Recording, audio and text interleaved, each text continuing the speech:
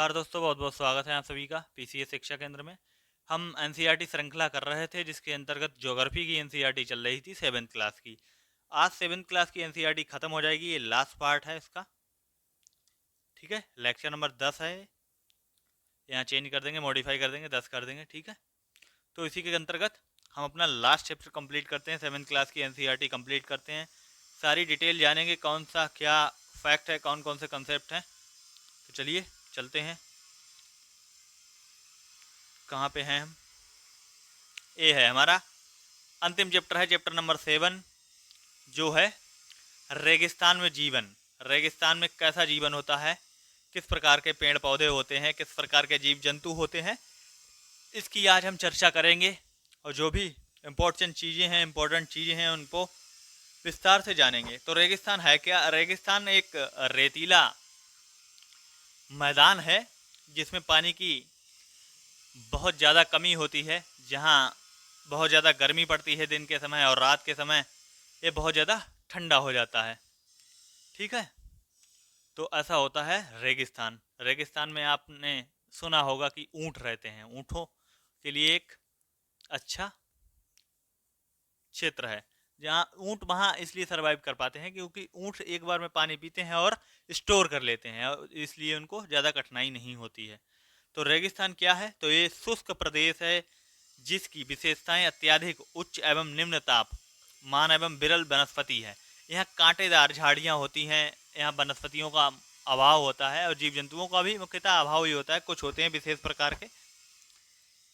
तो बात करते हैं हम, कहानी दी गई है वही कि आप अध्याय 5 में पढ़ चुके हैं कि पेड़ पौधे पशु और मनुष्यों के लिए जल ही जीवन है।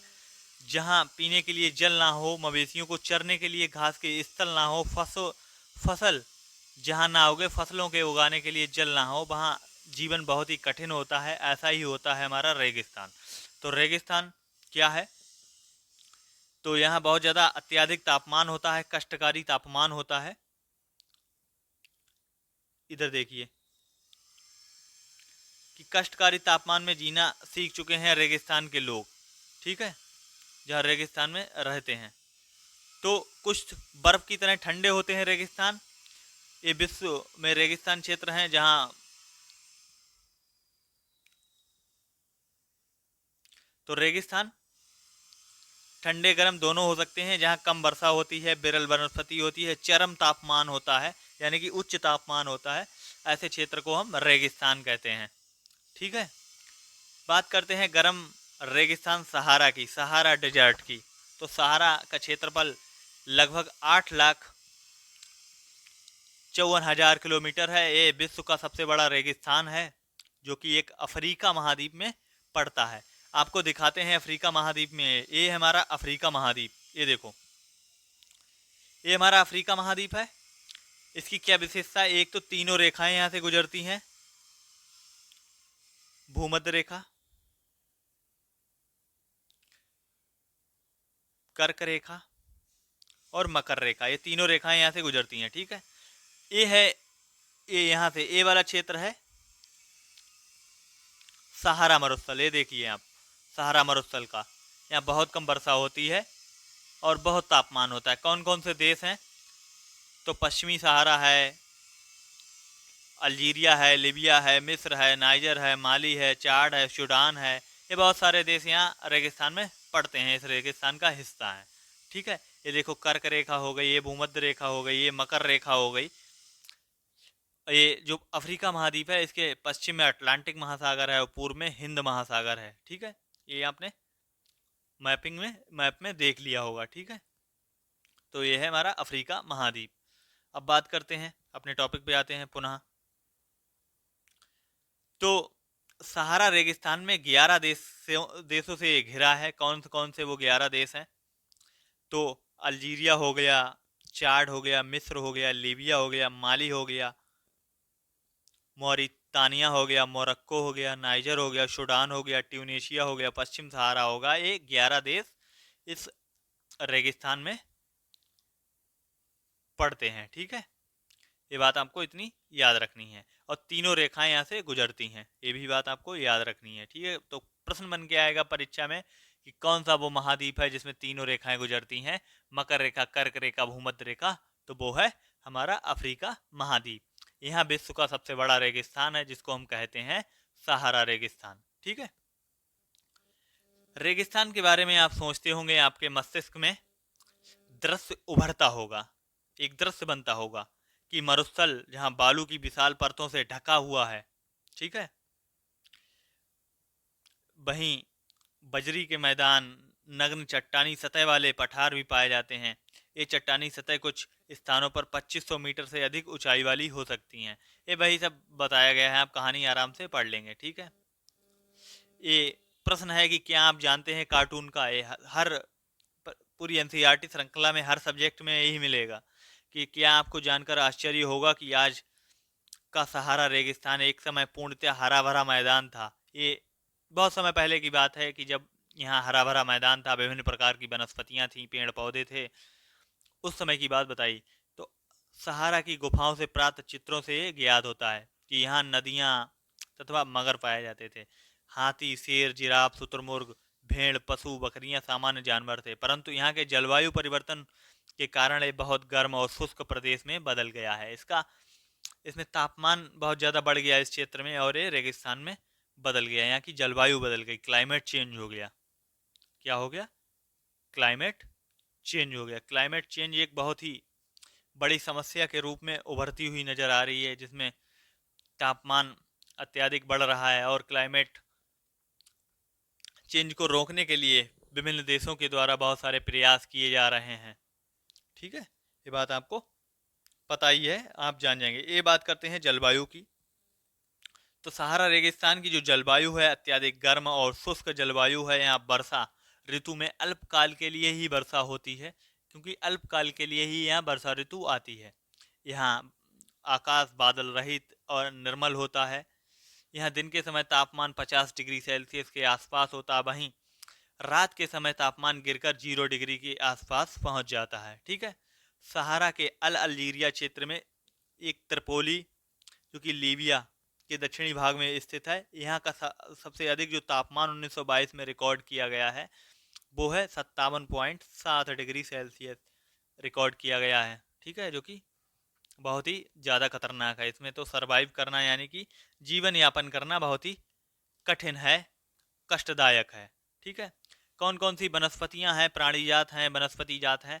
तो सहारा रेगिस्तान की जो वनस्पतियों में कैक्टस, खजूर के पेड़ पाए जाते हैं, और कुछ स्थानों पर मरुद्यान जैसे खजूर के पेड़ भी यहाँ पाए जाते हैं। ठीक है, यहाँ आपको सामान्यतः ऊंट मिल जाएंगे, लकड़बग्घा मिल जाएंगे, सियार मिल जाएंगे, लोमड़ी, बिच्छू, सांप की विभिन्न प्रजातियां, छिपकली जैसे जीव जंतु यहाँ पाए जाते हैं। ये आप दृश्य देख सकते हैं सहारा रेगिस्तान का। चित्र में तो बहुत अच्छा लग रहा है, लेकिन यहाँ रहना बहुत कठिन है। यहाँ वही कांटेदार झाड़ियों वाली झाड़ियाँ पाई जाती हैं। ठीक है, लोगों की बात कर लेते हैं। तो सहारा रेगिस्तान की कष्टकारी जलवायु में विभिन्न समुदायों के लोग रहते हैं। यहाँ बेदुइन, तुआरेग भी शामिल हैं।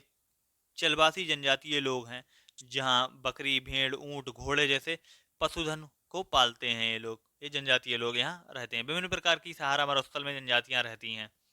ठीक है, इन पशुओं से इन लोगों को दूध मिलता है। इनकी खाल से पेटी, जूते, पानी की बोतलें बनाने के लिए चमड़ा प्राप्त करते हैं ये लोग। ठीक है, सहारा में, मरुद्यान में, मिस्र में नील नदी घाटी के लोगों निवास करती हैं ये मरुद्यान में। ठीक है, यहाँ जल की उपलब्धता होने के कारण लोग खजूर के पेड़ उगाते हैं। यहाँ चावल, गेहूं, जौ, सेम जैसी फसलें भी उगाई जाती हैं। नील नदी के आसपास, मतलब कहीं कहीं पानी है, ऐसा नहीं है कि कहीं भी पानी ही नहीं है, कहीं तो पानी है।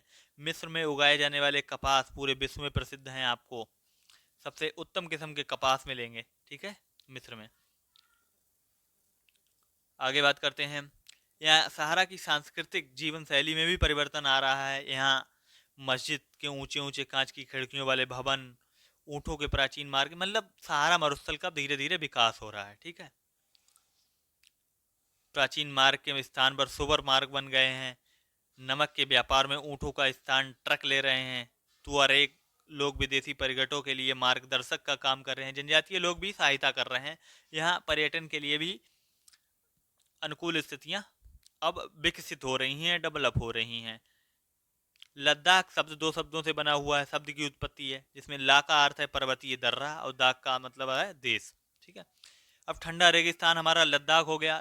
रेगिस्तान गर्म ही नहीं होते हैं, अत्यधिक ठंडे भी होते हैं। जैसे इसमें हमारे देश में लद्दाख रेगिस्तान एक ठंडा रेगिस्तान है। जम्मू और कश्मीर के पूर्व में बृहत हिमालय में स्थित लद्दाख एक ठंडा रेगिस्तान है। इसके उत्तर में काराकोरम श्रेणियां पाई जाती हैं और दक्षिण में जास्कर श्रेणियां पाई जाती हैं। इन दो श्रेणियों के बीच ये रेगिस्तान है। लद्दाख से होकर अनेक नदियां बहती हैं, जिसमें सिंधु नदी प्रमुख नदी है। ये नदी गहरी घाटियां एंड महाखंड गार्ज का निर्माण करती हैं। ये आपको पता ही होगा। लद्दाख में अनेक हिमानियां जैसे गैगरी हिमानी एक महत्वपूर्ण है। लद्दाख की ऊंचाई कारगिल से लगभग 3000 मीटर से लेकर काराकोरम में 8000 मीटर तक अधिक पाई जाती है। ये बातें हो गई। पृथ्वी के सबसे ठंडे स्थानों में एक द्रास है जो कि लद्दाख में स्थित है। हाल ही में इसको एक जिला घोषित किया गया है, जिला बनाया गया है लद्दाख का द्रास। एक बहुत ही ज़्यादा ठंडा स्थान है। ठीक है। यहाँ टेम्परेचर -40 डिग्री से नीचे ही रहता है। ठीक है। और वर्षा यहाँ बहुत ही कम होती है। ये हिमालय के वृष्टि छाया क्षेत्र में स्थित है। ये देख लीजिए, ये है लद्दाख श्रेणी। और ये यहाँ पे देख लीजिए लद्दाख। यहाँ बहुत सारी, यहाँ सियाचिन ग्लेशियर मिल जाएगा, सियोक नदी मिल जाएगी। ठीक है। इंडस नदी ये निकलती है, सिंधु नदी जिसको कहते हैं इंडस नदी, ये ऐसे यहाँ से निकल के जाती है। ठीक है। यहाँ बहुत सारी नदी हैं, दर्रे भी हैं। ये जोजिला दर्रा है, देख लीजिए एक, ये जोजिला दर्रा है। ये बारालाचा दर्रा है, ये तो हिमाचल प्रदेश में आ गया बारालाचा। रोहतांग दर्रा ये भी हिमाचल प्रदेश का आगे यही जोजिला दर्रा है, जो जम्मू कश्मीर लद्दाख के आसपास है। ठीक है। लद्दाख में ही है जोजिला दर्रा। इसकी जो लद्दाख की सीमा है चीन से लगती है। ठीक है। इधर पाकिस्तान से भी ये लगती है। आगे जब मैपिंग करेंगे जब भारत की, तो उसमें हम देखेंगे। ये एक केंद्र शासित प्रदेश है। ठीक है। केंद्र शासित प्रदेश है लद्दाख। यही हमारा सियाचिन ग्लेशियर है, दुनिया का सबसे ऊंचा।